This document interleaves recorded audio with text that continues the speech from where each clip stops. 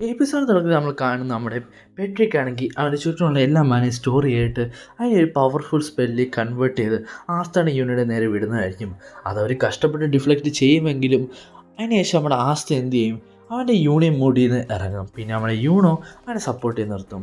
അതിനുശേഷം പെട്രിക്ക് വീണ്ടും അതേ സെയിം അറ്റാക്ക് ഒന്നുകൂടി യൂസ് ചെയ്യും. പക്ഷേ ഈ തവണ അവർക്ക് രണ്ടും അതിനെ ഡിഫ്ലക്റ്റ് ചെയ്യാൻ പറ്റുമെന്ന് തോന്നുന്നില്ല. ആണ് നേരത്തെ കാട്ടിയും രണ്ടിരട്ടി പവർഫുള്ളായിട്ടാണ് വരുന്നത്. പെട്ടെന്ന് അങ്ങോട്ടേക്കൊരു മെർക്കുറി മാജിക് വന്ന് അതിനെ ഞാൻ തടയും. അത് നമ്മുടെ സശാൽ നോസലായിരുന്നു. പിന്നെ നോസൽ അവിടെ കണ്ടു പറയും, ഓ ഫൈനലി ഞാൻ നിന്നെ കണ്ടുമുട്ടിയല്ലോ, ഇതിനെല്ലാം മാസ്റ്റർ മൈൻഡ് ആയിട്ടുള്ള എൽഫ്. എന്തായാലും നിനക്ക് ഫെബ്രുവരികളിനെ കൊന്ന പോലെ എന്നെ കൊല്ലാൻ പറ്റത്തില്ല, കാരണം ഞാൻ അവൻ്റെ അത്രയും കൈൻഡ് അല്ല. അങ്ങനെ അതിനുശേഷം നമ്മളെ കാണിക്കുന്നത് ഈ ഒരു മാജിക്സിൻ്റെ അഡ്വാൻറ്റേജസും വീക്ക്നെസ്സും ആയിരിക്കും. എല്ലാ മാജിക്കിനും അതിനായിട്ടുള്ള അഡ്വാൻറ്റേജസും വീക്ക്നെസ്സും ഉണ്ടാവും. എക്സാമ്പിൾ ഈ ഗ്രാസ് ടൈപ്പും ട്രീ ടൈപ്പ് മാജിക്കിനൊക്കെ അതിൻ്റെ വീക്ക്നെസ് എന്ന് പറയുന്നത് ഫയർ ടൈപ്പ് ആണല്ലോ.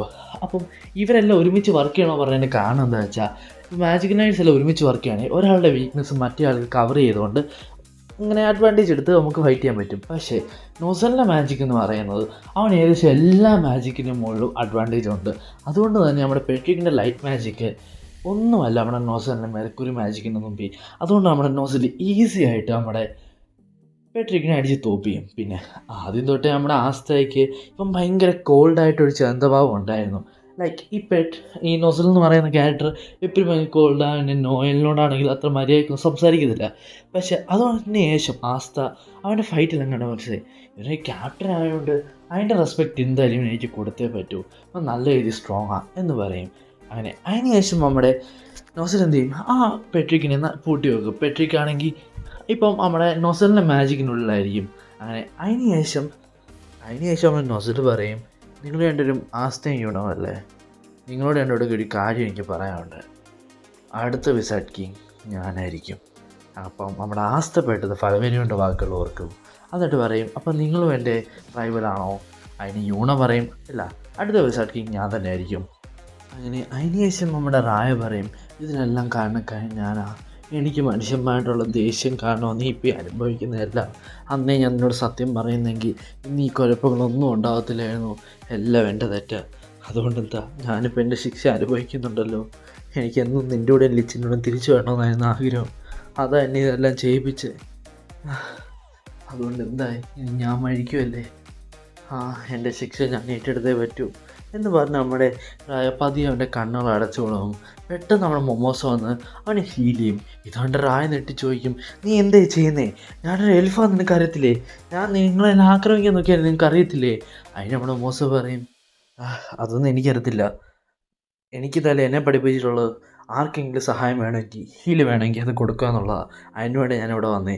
നീ മരിക്കാൻ പോകുന്ന കണ്ടും നിന്നെ ഞാൻ ഹീൽ ചെയ്യുന്നു, അത്രേ ഞാൻ ചെയ്യുന്നുള്ളൂ. ആയിട്ട് നമ്മുടെ റായ പറയും, നല്ലതാ. ഏറ്റവും അവസാനം ഞാൻ ഏറ്റവും വെറുത്ത മനുഷ്യൻ തന്നെ എന്നെ ഹീൽ ചെയ്യുന്നു. ഞാൻ എത്ര വലിയ വീട്ടിയാ അല്ലേ. അങ്ങനെ അത്രയും കാണിച്ചുകൊണ്ട് ആ ഒരു സീൻ അവിടെ കൂടെ കഴിയും.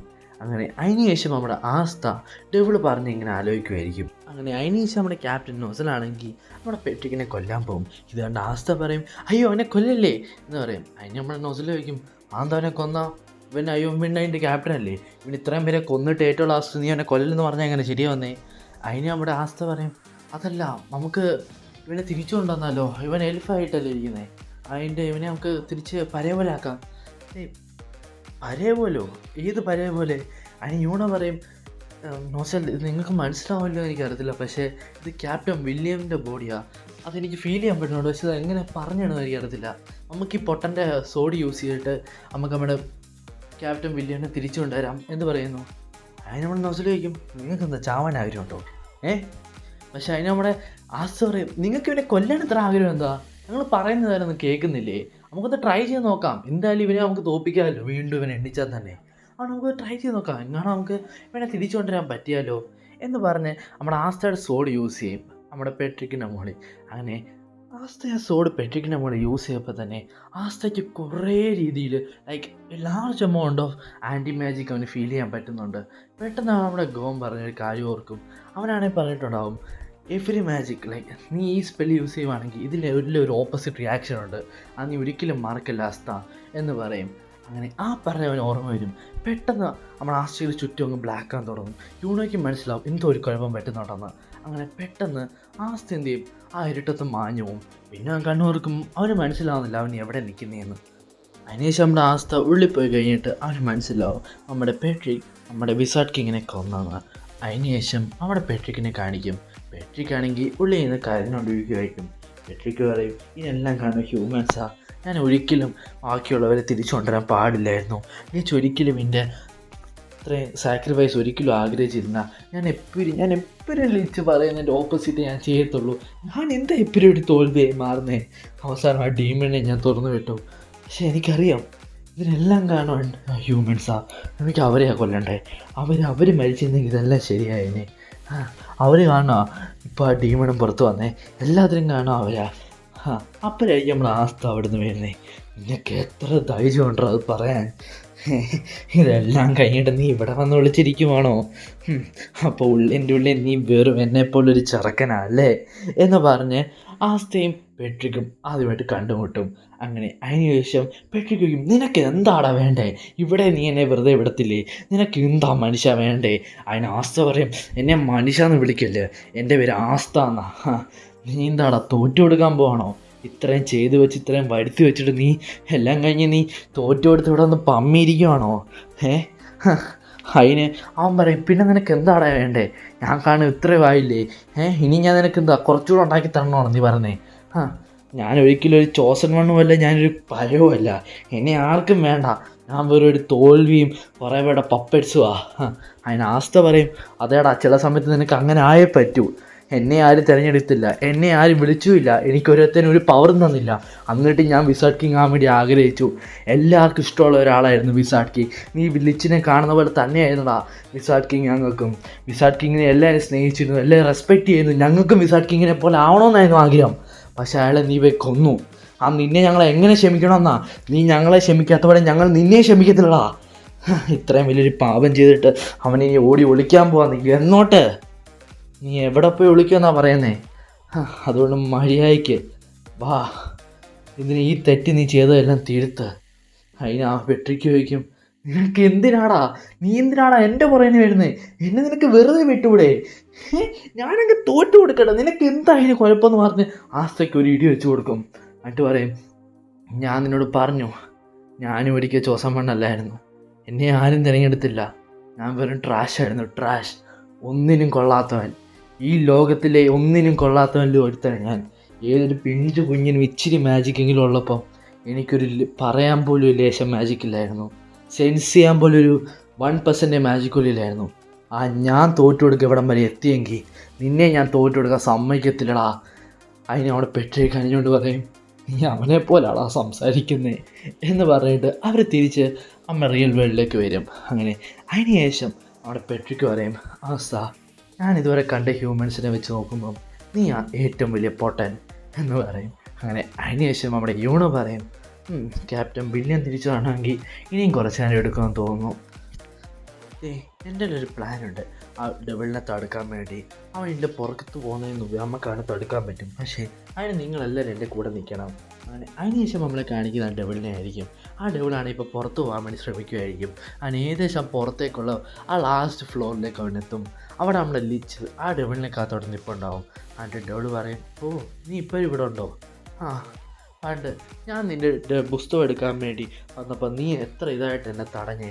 പക്ഷേ പേടിക്കണ്ട കേട്ടോ, എന്നെപ്പോലെ തന്നെ വേറൊരുത്തിനെ ഞാൻ ഉപയോഗിച്ച് എൻ്റെ ഗുരുമാരെ ഞാൻ സ്വന്തമാക്കിയിട്ടുണ്ട്. അതിന് നമ്മുടെ ലിച്ച് പറയും, ഇതുകൊണ്ട് നീ എവിടെ പോകാനാ? നിന്നെ ഞാൻ ഇവിടെ വെച്ച് തന്നെ തടുക്കും. പക്ഷേ അതിന് ഡെവിൾ പറയും, നീ ഇതുവരെ നിൻ്റെ ഫുൾ ഫോമിലേക്ക് വന്നു പോലുമില്ല, നീ എന്നെ എങ്ങനെ തടുക്കുമെന്നാ?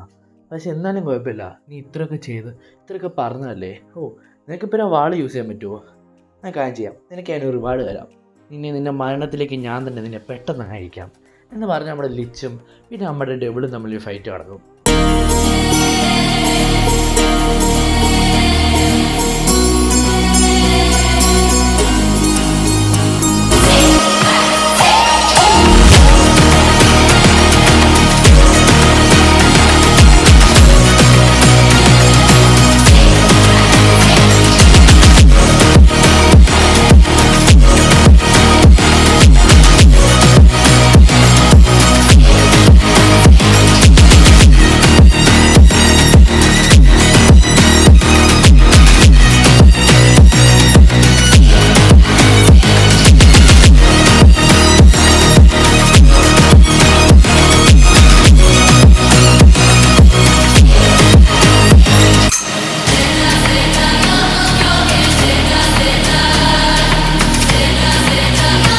അങ്ങനെ ഡെവിൾ നമ്മുടെ ലിച്ചിനെ കൊല്ലാൻ പോകുമ്പോൾ തന്നെ നമ്മുടെ ക്യാപ്റ്റൻ ഷാർലറ്റ് എന്ന് പറയും, ഓ ഞാനിവിടെ ആ ഡേവിഡിനെ തപ്പി വന്നതാ, പക്ഷേ പെട്ടെന്ന് തന്നെ അവൻ ഇവിടെ അനങ്ങാൻ കിടക്കുന്ന കണ്ടപ്പോഴേക്കും മനസ്സിലായി ഇവിടെ എന്തോ കുഴപ്പമുണ്ടെന്ന്. അങ്ങനെ കറക്റ്റ് സമയത്ത് നമ്മുടെ ലിച്ചിനെ രക്ഷിക്കും.